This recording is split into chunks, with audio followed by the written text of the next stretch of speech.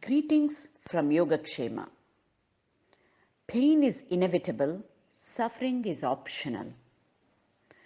That pain is unavoidable, inescapable, and inevitable is easily understood.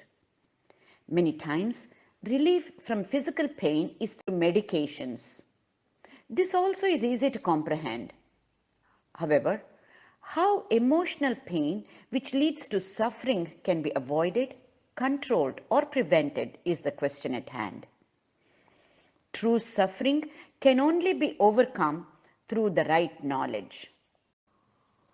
Ever since WHO declared COVID-19 as a pandemic, the first and foremost reaction I have observed among most people is fear. We have talked about why we are fearful, what happens when we are afraid, and about how to overcome fear. The word pain is used to describe a wide range of unpleasant sensory and emotional experiences associated with actual or potential tissue damage.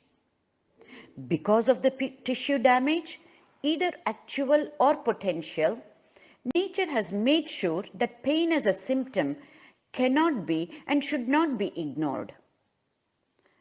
Suffering can persist even after physical pain is alleviated.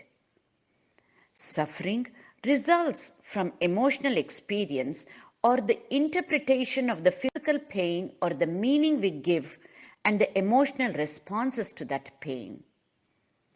Suffering can also result from not having any physical pain, but from emotional situations or incidences like death of a loved one, losing a job, losing a loved one, or being a part of natural disaster and calamity like the present condition.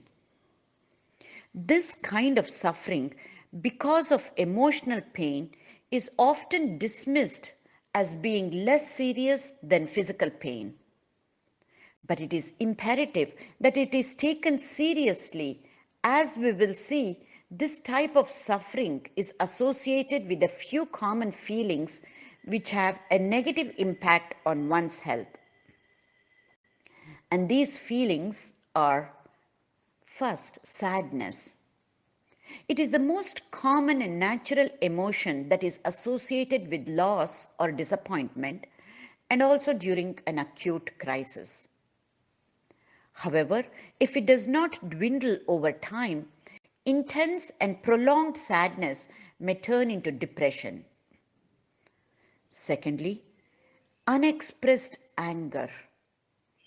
Anger, a basic and vital emotion, when not expressed in a healthy way or adequately coped with, can lead to long-term health consequences. Third common feeling is anxiety. Even though a normal and often healthy emotion, anxiety may turn into uncontrollable feelings of worry, irritability, difficulty concentrating, and having problems in falling and staying asleep. When these few common feelings intensify and persist for prolonged periods or become a reactive, precipitous habit, have long-term consequences on our health and also on our interpersonal relationships. How do we deal with this type of suffering? We can deal with this in two ways. First, instead of making an enemy of our experience or resisting or rejecting an experience, or even clinging or ignoring the experience that is causing us emotional pain, we accept and examine what has happened in a non-critical, non-judgmental manner. This mindful outlook allows us to see the fluctuating and mutable nature of pain.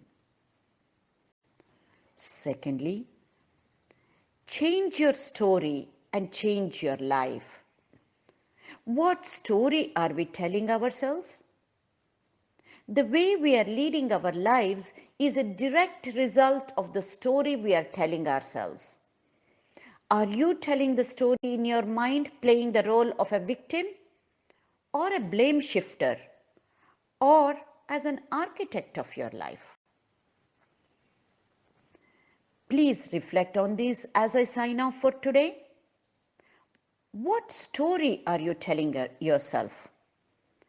Can you change the story you're telling yourself to be an architect of your life?